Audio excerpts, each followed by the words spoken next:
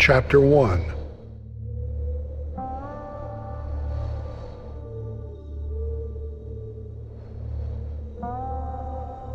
Never trust others. Stay away from them, far away. People you don't know can and will hurt you. Family is forever. They are the only ones you can trust in this world. Those were her mother's words, and they were like steel to Megan. Never to be bent, never to be broken, never to be forgotten. A slip-up could never be made. She had taken those words so firmly to heart, and for so long, she was now terrified of strangers. And she was aware of that. For it was better to be terrified of them than to make a costly and very fatal mistake. The forest that morning was frosty and covered with a fresh blanket of snow. Pines, spruce, birch, and larch all icy and deathly silent. The sky was gray, thickly overcast, and crisp. More snow was on the way. Not unusual for this time of year, but unwelcomed. With everything being so quiet that morning, she was drawing unwanted attention to herself. Each sound she made, each crunch of boot and snow, told every predator in the area where she was and the direction she was heading.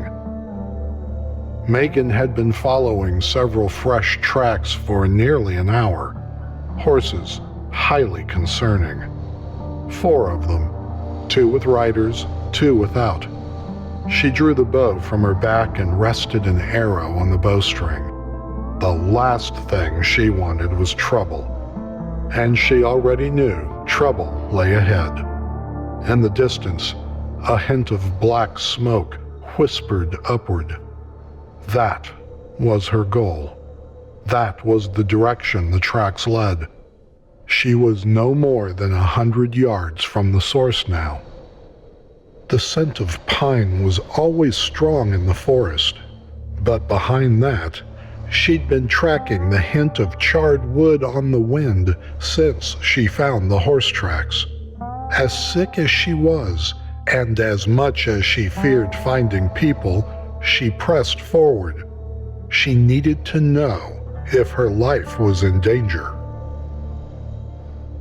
Because her father had taught her how to hunt and track small game, Megan had also learned how to navigate the woods silently.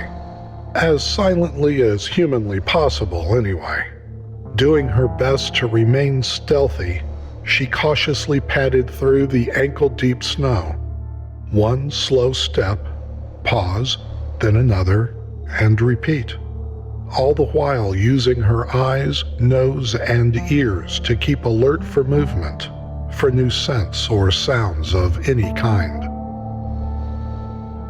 Today had already proved to be the worst day in recent memory. Megan felt horrible. Fatigue had been plaguing her for weeks. The drained, empty feeling of complete and utter weakness was a constant struggle. She woke up in the mornings feeling drained, napped a few hours at a time throughout the day, and then at night, she went to bed feeling like she hadn't slept at all. Her muscles ached. They were continually sore. Something was seriously wrong, something she couldn't identify. That worried her. Without her parents around anymore, she could only rely on herself to survive. Sick or not, she was forced to leave the cabin today. She had enough firewood to last until tomorrow, but she had run out of meat. Squirrel, rabbit, bird, or field mouse, she didn't care. She needed something to put in her belly. A mission she'd return to once she knew where the horse tracks led. Once she knew if her life was in danger. Even though Megan's mother had warned her of strangers, she had come up with a more comprehensive list because there were more threats than people in the wilderness. Wolves, bears, and cougars were nature's everyday threat. Nomads, natives, and mountain men were the variables. She wanted nothing to do with any of them. Megan paused behind a row of pines, her self-imposed boundary. There was a wide trail just beyond those ice-covered trees, and she had no clue where it led. But her mother told her that men once used it to travel north and south to unknown places. The horse tracks told Megan the 4 horses had pressed between 2 snowy pines. The missing snow on their branches confirmed it, and that also meant the riders she'd been following were using that trail. The now strong smell of burned wood also told her that she was very close to her destination. And more problematic than that was a new scent in the air. Wolves had been here. She could smell their pungent urine. They had marked their territory recently. Megan knelt on one knee, keeping her bow ready. Her black wool coat was once her father's and way too big on her. She shivered. Her hand trembled. Each foggy breath whispered away, one after another, as she sat there worried about what she'd find, but too cold to stay where she was. She looked up at the frigid gray sky and the trail of smoke still drifting upward, only a few feet away now. As much as she'd been fighting the urge, she would need more of her parents' clothes. Her own had worn out months ago.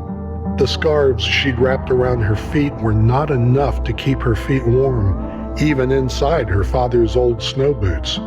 She also wore his insulated snow pants, but they were so big on her. They didn't keep her warm like they once had. The scarves she'd coiled around her neck, chest, and arms were no longer enough to keep out the cold, and it wasn't even winter yet. Maybe it was time to put on her dad's thermal underwear. They also would be too big on her, but she'd be warmer with them than without. Megan didn't know what month it was. She assumed it was late October, perhaps early November. She had been seeing birds migrating south for weeks, but now they were no longer a daily sight, and that didn't stir any hope in her heart. She'd enjoyed the occasional sparrow or robin she'd find, but there was no reason to hunt birds anymore. Until spring, she told herself, she must solely focus on trapping rabbits and hunting squirrels. She also needed to double her efforts. Surviving the winter depended on it. She had little food now, and things would only get worse once the winds changed direction and blew in from the north. The forest could easily be piled high with 4 feet of snow in another month. Not that she thought about it much, but Megan didn't know what year it was, nor the decade. 2040s? 2050s? 2060s? No clue. She also didn't know the year she was born. Her best guess? She was 17 years old. There was much she didn't know about herself. So much so, she didn't even know if she had more than one name. She'd always been called Megan and nothing more. And that meant she couldn't exclude the possibility that she'd never had a last name. After a deep breath, Megan rose to her feet. She'd procrastinated long enough. She'd hoped to summon up a little energy before crossing the barrier before her, but she had none. Her core was chilled, and it wasn't getting any warmer. If she waited much longer, she'd be forced to start a fire, and that would only attract the horsemen she'd been trailing. And worse, if she waited any longer, she may also have wolves to deal with, and there was no way she'd escape a hungry wolf pack. Shielding her face from the pine needles, Megan strode through the barrier, pushing herself through the tightly packed pines. Once on the other side, she knelt again to survey the area.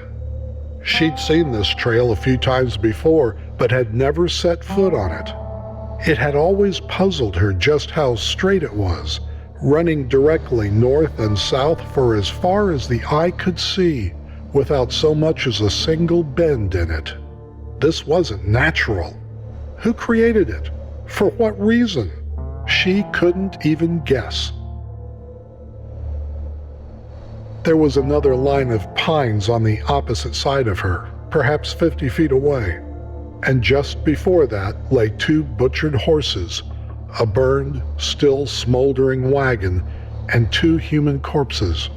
1 man, 1 woman, both with graying hair. Crates and cloth sacks lay scattered about. Gore and guts had painted the entire ghastly scene crimson red. This was the nomads' doing. They were notoriously known as a murderous band of thieves. She had never seen them before, but her mother told her how to spot them. They each wore a red scarf tied at their belts. They would drape down their right leg. "If you see one," her mother said, "run, hide. They never travel alone. There will always be more nearby." It turned her aching stomach to see such carnage, and although she knew she should turn and run directly home, there was another thought in her mind. There may have been food on that wagon. From where she sat, it had clearly been looted, but that didn't mean there couldn't be a few morsels overlooked by the nomads. After spending another long moment studying the trail and listening for sounds, it seemed safe to proceed. The horse tracks she'd been following continued north and out of sight. The nomads had long since gone. Megan stood and cautiously stepped toward the smoldering wagon, her bow ready in her aching and shivering hands. After crossing the trail, she found tracks covered the area, telling her that both nomads and predators had spent time here, a lot of it. She then noticed the 2 corpses and the dead horses showed the telltale signs of being eaten, ripped and gnawed flesh and internal organs. Further evidence that wolves had been here, filled their bellies, and that meant they would return at some point. If her goal was to find any food left behind, she must hurry. Doing her best to ignore her fatigue, she darted from 1 smashed crate, 1 broken barrel, and 1 empty wooden chest to another. Not so much as a scrap of paper among them, not even a crumb. Each one a disappointment, each crushing the speck of hope she'd had in her heart a little more. After inspecting the last of the containers, Megan gave up. She'd have to go home now. Cold and fatigue were fights she was rapidly losing. After a nap, she'd have to go out and hunt again, check her rabbit traps. Food was still an absolute necessity. Just before Megan turned back, she spotted another set of tracks that didn't seem to belong with the others. They were boot prints, smaller, a child perhaps. Each footfall showed long strides. Whoever had made them was running for their life. The tracks led directly into the forest behind the wagon. Beyond that, the rolling hills of rocks and trees continued ever upward until they reached the massive mountain range to the east. Megan had never been in that portion of the forest before and had no idea what she'd find. But she was also certain that there was a child out there that may need help. She didn't see any blood droplets along with the boot prints, which assured her that the child was probably not hurt at the time. He or she might still be alive.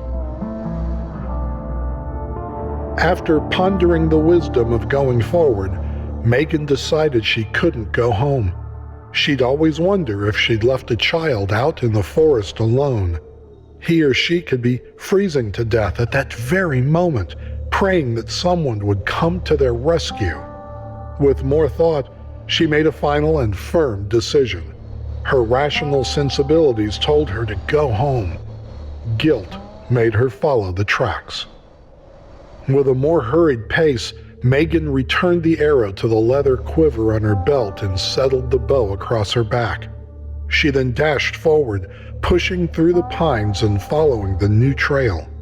The tracks were chaotic, running in one direction before sweeping around to go another, weaving around different trees, leaping over rocks, but always headed away from the road behind them. After another 20 yards, the trail vanished. Megan stopped and rested with her hands on her knees, sucking in breaths. She was so sore and tired now. All her body wanted was sleep. She had never felt so weak before. Whatever was wrong with her was clearly getting worse. As she surveyed the area, she noticed the tracks hadn't vanished as she thought. The child had turned into a hollow between several trees. Megan stepped into it and discovered the boot prints ended at a backpack leaning against the trunk of a towering birch. Looking upward, she spotted a young girl with blonde hair curled up where several large branches met the trunk. "Hello?" Megan said quietly. "Little girl, are you okay?" An icy frost covered the girl's red wool coat. She didn't seem to be moving. Fearing the worst, Megan reached up and rested a hand on the girl's cheek. Her flesh was cold, but there was still some warmth there.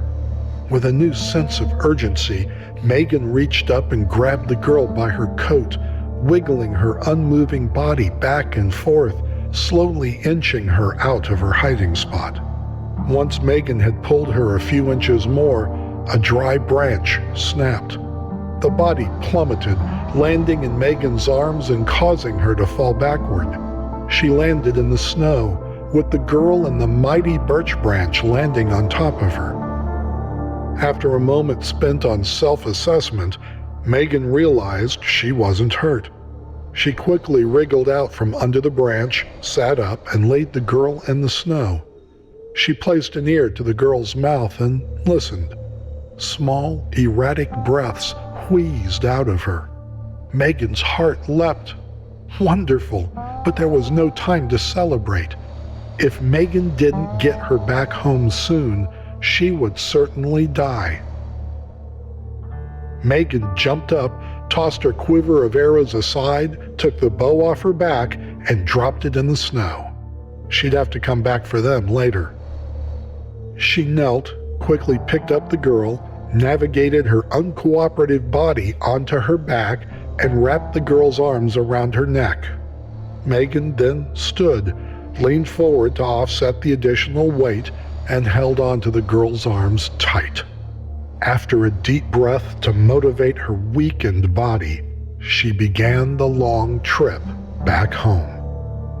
Aching muscles or not, sick to her stomach or not, she was determined to make it home in record time. She had a life to save. At least heading west was all downhill, she told herself. "I can do this. I can do this.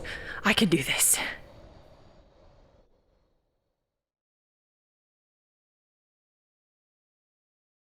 I've got rocks between my toes. I've got the sun burning a hole. I've got roads paved with broken bones, and I've got miles left to go. I've got debts I can't repay. I've got promises bound to fade. I've got friends